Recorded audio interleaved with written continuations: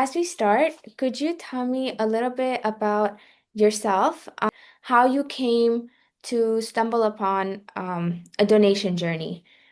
My roots go back to Kenya. I'm born and brought up in Kenya, Mombasa. At 19, I came into the country. So childhood, education, everything in Kenya.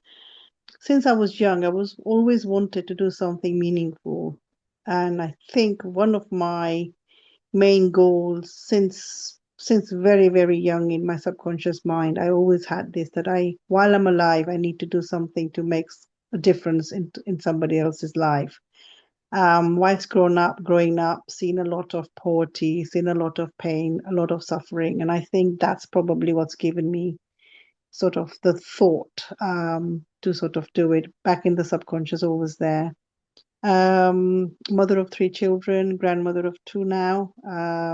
So yeah, been a tough journey. I was a single mom for many, many years. Divorced, married, divorced 15 years later, three children to bring up. Now they're all grown up adults, they have their own family. And yes, I stumbled on the journey to donate. In 2019, I actually became a I joined the register to become a live donor for a young boy who was 10 years old. Um, but COVID hit, obviously, so couldn't go through the process. It all stopped, all the testing and everything stopped. And then we came on to after post COVID, I think I stumbled upon Ravi, and that's a journey that we took. That's a beautiful story. Thank you for sharing. I'm sure your donation has meant a lot to him, and your willingness to do good is really inspiring. Yeah, thank you. Yes, he does a lot for charity anyway. You've seen his story Yeah. anyway. So yeah, he does goes around saving thousands of people around the world anyway now. So yeah. My first question is that you didn't personally know Ravi Singh before donating, but you saw his story on Facebook, you said, and what about his journey and his charity inspired you to donate to him? So I didn't know Ravi personally, but I knew of him because me and my husband, when there was Nepal earthquake, we actually worked with his charity and collected donations from the Gujarati community as such. And we went to the Gurudwara and delivered everything that had to be sort of sent off to Nepal. So that's how I got to know of the charity, but never met Ravi in person.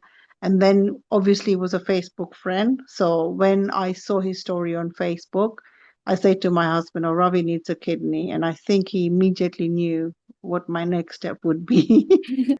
So, before you made the decision, what fear or doubts did you wrestle with, and how did you overcome them? To be honest, I've done a lot of research prior to becoming a live donor. I read a lot about things online, and also called the live donor clinic as well to see what the process was. And I didn't think twice because I knew that I'd be looked after as well during the whole journey. So yeah, there was no second thought. That's really nice that you were so involved with the process and you've been thinking about this for so long. What was it like learning about the donation process as you lived it in real time, from tests to approvals, and did anything surprise you? To be honest, I was very surprised, yes, as to how thorough the process is to make sure that so myself as a live donor, would be sort of fit and healthy post donation as well. So all these sort of tests that were done, psychological tests. I mean, I sat in a 2 hours of grilling, by the psychologist as well to see how mentally prepared I was to carry out this journey for, obviously it's a life-changing journey for both of us, as me and the recipient as well. And what the questions that asked was like, how would I feel if my kidney got rejected after donating? What if he doesn't sort of, if doesn't survive, the kidney doesn't survive, how would I feel? So there was quite a lot of questions, but I think what came out of it all was basically that post donation, I would be looked after by the clinics, and going through various tests actually to make sure that I am actually healthy enough. So yeah. For our viewers who are not as immersed or experienced with kidney-related topics, could you just explain a little bit, like what are the requirements to donate a kidney? Yeah, so first and foremost, the donor, should be sort of healthy in terms of no existing diabetes, no existing medical conditions, because then donating would make your health a little bit worse. Also, that there's a lot of fear that, oh, when you donate a kidney, you then probably, lose the longevity of life. I've heard a lot of stories, to say why.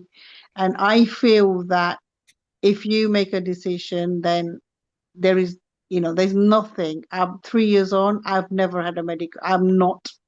had no issues with my kidney. I live a normal life. There's no life changing diet, pills. I don't take any medications.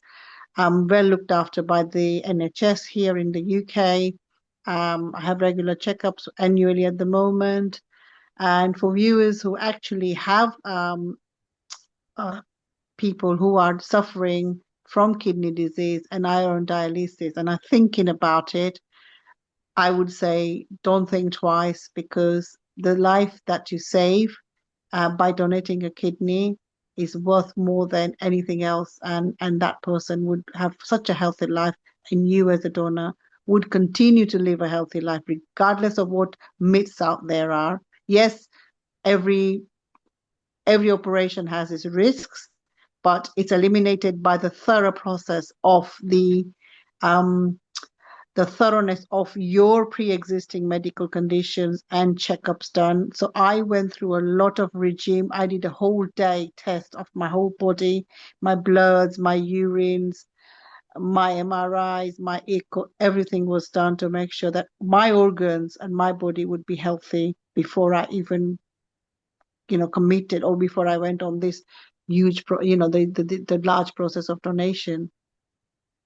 I'm glad this was a positive experience for you. And it seems like you can inspire a lot of other people because everyone I feel like has a fear of donating organs because they might be scared that it affects their own quality of life. But it shows that if you're involved in your own care and you advocate for yourself, then you're gonna have mainly positive experience.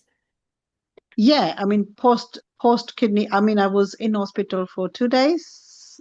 The third day they discharged me, and I just 4 weeks later, I was working. I was back at work, climbing 3 stairs, 3 steps. And yes, not all recovery is the same. Your body will tell you when you're ready.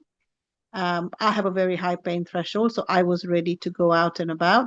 Many people will take their time, but listen to your body. And if your body says, rest, you rest. If your body says you're ready to rock and roll, you just carry on with your normal life. When you told your family and friends, how did they react and what role did their support play in your journey? I don't have family in as such. My dad disowned me when I divorced my ex-husband, so that part of the family doesn't. My maternal and paternal family don't exist. My husband was my only sort of support, and he was always supportive, and he's always supportive, and he's held my hand throughout the whole journey and been with me throughout. So that was all. My kids said, "Mom, as long as you're going to be healthy afterwards, that's all that matters." And there was no sort of second questions about it. When I made a decision, that was it. That was my decision to make, and everybody else had supported me. That's nice. Could you walk us through the day of surgery and what did it feel like emotionally and physically? I was mentally prepared. I was very, very strong-minded, and I knew that whatever challenges came, I would take it up. But up there, when you go and start doing good to something, there's nothing that's going to, something wrong that's going to happen. That's my belief anyway. The day of the surgery, Ravi and we both, because I knew him, normally it's anonymous, but we knew each other. So we both were checked in at the same time. Um, I 8 o'clock in the morning, the surgery was set. We said our goodbyes to each other.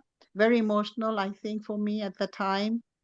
Obviously, it's a big operation, so yeah, a lot of anxiety, a lot of anxiousness. My husband was very sort of anxious as well. Ravi's wife was there. Ravi's wife and my husband sat together and sort of, I think a lot of prayers in the gurudwaras were done as well, because Ravi's health was much more poorer than mine. He was on dialysis 7 days a week, 4 times a day. So both his kidneys were gone. So it was a very, very big day for him. Um, three anesthetists came. They asked me any questions. I said, as long as I don't wake up during the surgery, I don't have any more questions for you. The next I know, I was up in the recovery ward and waking up. Yeah, operation had been done and everything. 4 hours later, I sat down on a chair, and had coffee and tea and biscuits. And the nurses were quite shocked to say, well, you're sitting down after a major operation. I just took some morphine and I said, yeah, I just needed to get up and sit down. And then the whole night went through, and my main concern was Ravi because I did Ravi were in the same ward, and I knew Ravi was going to come down, but don't know when. 2 o'clock in the morning, I asked again to say, "Is Ravi down?" And I don't think he was, and they said no, he's still. So that's when like my head was like, "Is he okay? Is he okay?" Obviously, about 4 o'clock in the morning, he came down and the nurses came and told me that he's fine and he's obviously he was next to me, a bed away from me. And I walked up to him. I heard him in the morning talking to the nurses, and I walked up to him, and I think it was such an emotional, we both sort of cried. And yeah, still good memory. And yeah, That seems like a amazing. powerful moment. Thank you for sharing. Yeah.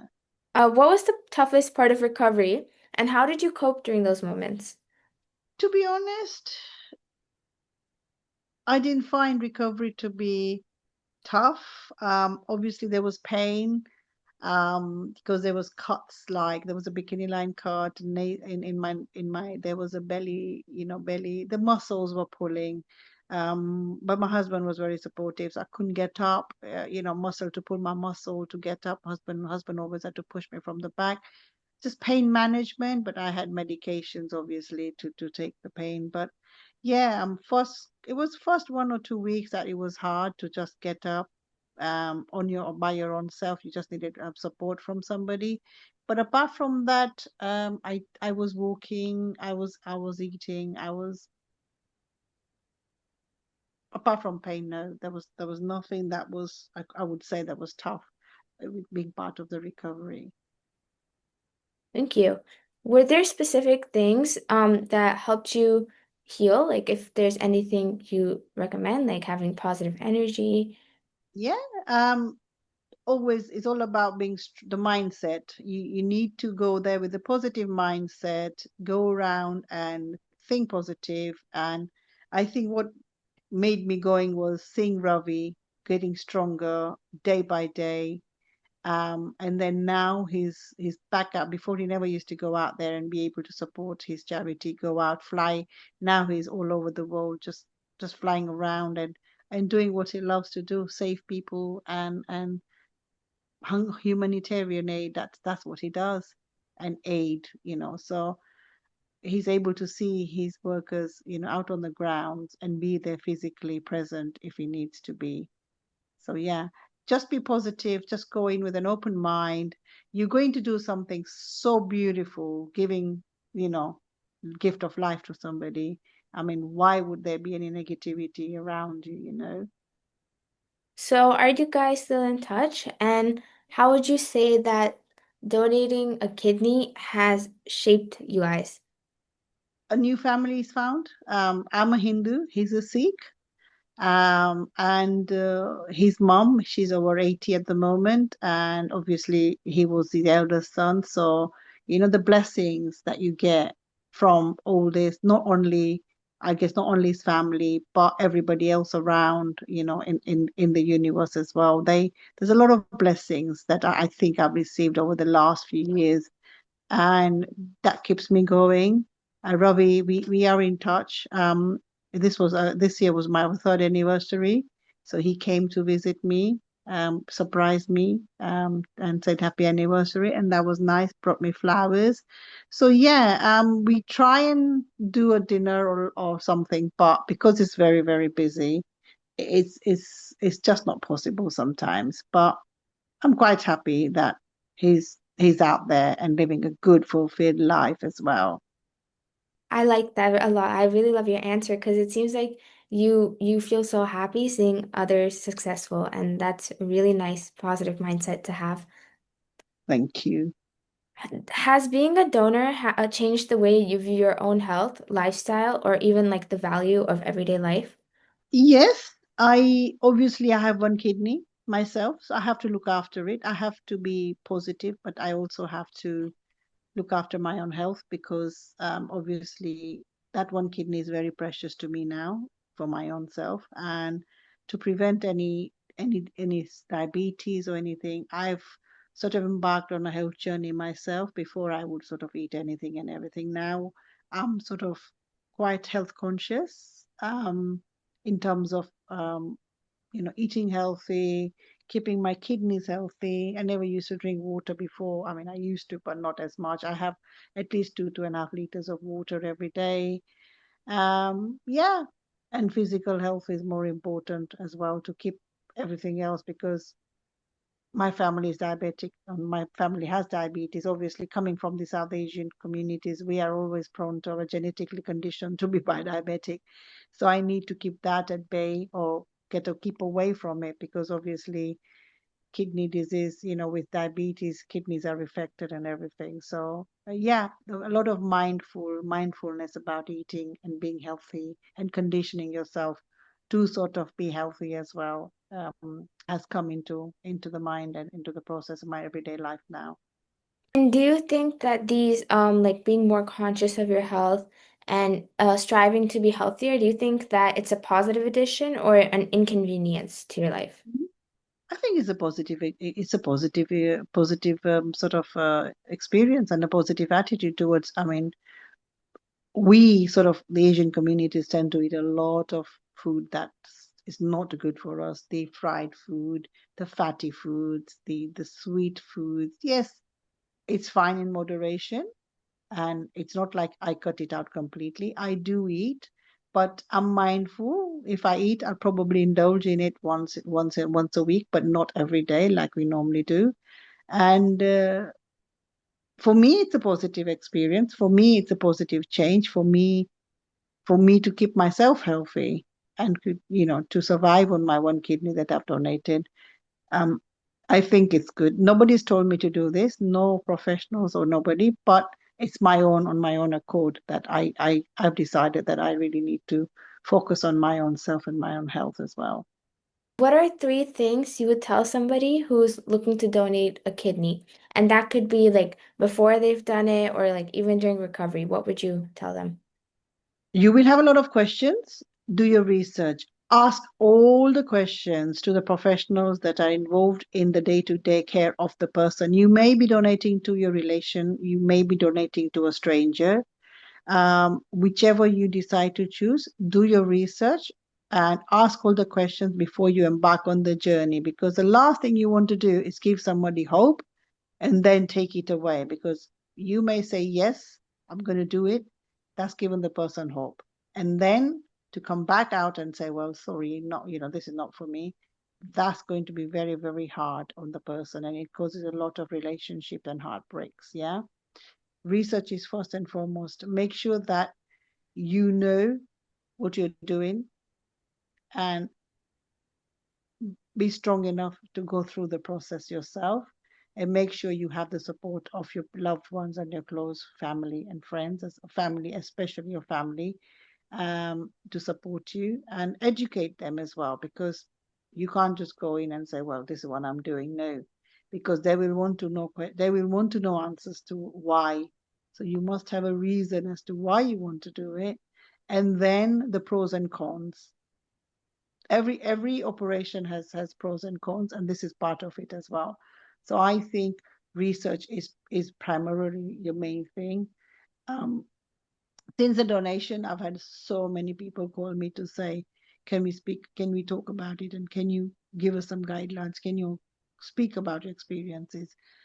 And I've told them about it as well. So whether they go for it or not, it's an individual decision. Obviously, it's a huge decision to make, right? There's a lot of financial impact as well. We are lucky here that in the UK, the NHS actually gives us reimbursement.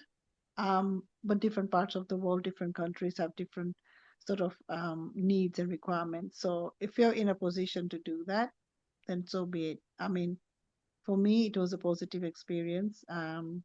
Even though my work would have been, some employers pay for it, some employers don't. So find out your financial situation, what you're going to be, if you're going to be out of pocket, and then speak to the NHS if you're in the UK and say to them that, yes, you would like to donate, but financially you may be worse off, and they're very, very good. They reimburse whatever you need. So that's absolutely fine as well. Thank you. What motivated you to speak out about your experience? When I donated, I wanted to bring some education to our communities, because there's a lot of myth when we come to the Asian communities. There's a lot of myth. Or if you donate something in the next janam, you might not have something, you may not be born with something, or something will be wrong if you donate something to your body. And I think there is a lot of negativity around organ donations. There's not much positive. Nobody will speak positively about donating an organ. That's what has been my experience. But my sort of vision was that if I donate, then maybe I'll inspire one or two people. And even if I do that, so my work as as a life donor has been successful. That's amazing. And do you think that through this experience, you've been able to connect with more people? Like, have you met any others who want to donate, or like maybe you already like who've already donated and you're able to connect with them? Yes, so there is a group here that actually is for the live donors, and I also sometimes I get phone calls like to say you've donated. Can I have some insight onto live donating? And recently there was a daughter-in-law. He called me to say the mother-in-law want the son, so her brother-in-law has kidney failure, and he's asked his mom to donate. And I sort of said, you can't ask somebody to donate, they have to come forward to donate. So educating is very important. That asking and willingness is two different things. So yeah, there's a lot of questions. I get phone calls, I get messages to say, oh, sort of, can you let us know what the pros and cons are? And obviously, I can only speak on to them. I can only talk to them about my journey, but their journey may be different to mine. So I always go and say to them, talk to the professionals within the hospitals who are looking after the person with the kidney disease, and then go through that the right process and the right channels, because every individual has different medical conditions. So I don't want to give them anything that I'm not medically equipped to do. I can only talk about my experience, and I had a very positive experience. Yeah, so you mentioned that like not everyone, like a lot, there's a lot of negativity around it. Could you expand on that? Do you feel like it's also like an underrepresented community? Yes, I think when it comes to anything to do with the organ donation, I think we are one community, the Asian community, that we don't come forward, even with blood donation. Our communities, I feel, are very that we lack knowledge. Let's put it that way. We lack a lot of knowledge, a lot of education about organ donation and about blood donation as well. I mean, when we go into hospitals, pregnant ladies, when we give birth and we lose a lot of blood during childbirth, we need blood. If we don't give the blood, that blood that you're given has come from somebody, right? So we all need to be playing a part of our own, sort of a huge part in donating whatever we can. I mean, funny. I when my surgery was happening, and after my surgery, I spoke to my surgeon and I said, "Oh, I can donate my liver, can't I? And he said, okay, stop there, stop there. It's okay. Yes, you can, but let's keep it to a kidney for now, because liver regenerates, right? So it's not hard to donate a liver. It's only part of your liver you donate, and it will regenerate. But if I ever get an opportunity in the next future, in the near future, I may also go ahead and do that as well. If it's recommended, why not? That's really nice that you're spreading such like positivity. And also, I agree that like there should be more knowledge and like more people coming forward to talk about their positive experiences to inspire others. Looking Yes, back, 100%. oh yeah, looking back, what ex part of the experience are you most proud of? I think meeting Ravi and being able to donate to Ravi and be compacted with Ravi, because I know that he will impact thousands and millions of lives around the world. So I think that itself, is a blessing to me. People say, oh, he's blessed. I feel I'm very, very blessed that through me, he can go around and support millions of people around the world as well. Did you learn anything about yourself during this experience? I learned how strong I was. I knew I was strong, but obviously life has taught me how to be strong. But to be able to be this strong and willing and giving, um, I felt that I've developed a lot more resilience to anything and everything, and think about positively about myself as well. I totally agree. It's a very like powerful thing to do, and it takes a lot of strength to donate. What would you say to someone who wants to help or but feels scared about the risks or the recovery? There's nothing to be scared about. It's like any operation. Um, Obviously, any risks will be explained to you by the doctors. But if I can do it, I was 50 when I did it at my age. If I can do it, there's no age limit to this unless medically you're not compatible. But once you make your mind up, then the strength to donate will just come through, and your focus, your main focus will be how much difference that one kidney will make to the person that you're giving to, and that's all that will come to mind. To me, that was it, that the difference it will make to somebody's life. And that's why I did what I did. That's beautiful. So we're at our last question, but before I ask, is there anything else you'd like to talk about? Not really. I think, it's a beautiful gift of life. And once you decide to do it, just go forward with it in full force, and don't let any negativity, anyone talk you out of it, because there will be many people who will come. Religious barriers will come. I mean, I used to get a lot of messages on Instagram, hate messages to say, you're a Hindu, why are you donating to a Sikh? And they were nasty messages, but it doesn't. A person is a person. You're human beings at the end of the day. Caste, religion has all been created afterwards. We are born human beings at first, and then the rest of them has all been born. So yeah, don't listen to anybody. Just listen to your heart and your mind, and have a good mindset, and go full forward with positivity. Thank you for sharing that. Last question. If what does giving the gift of life mean to you after being having lived through the journey? It means a lot to me. It's out of the world feeling.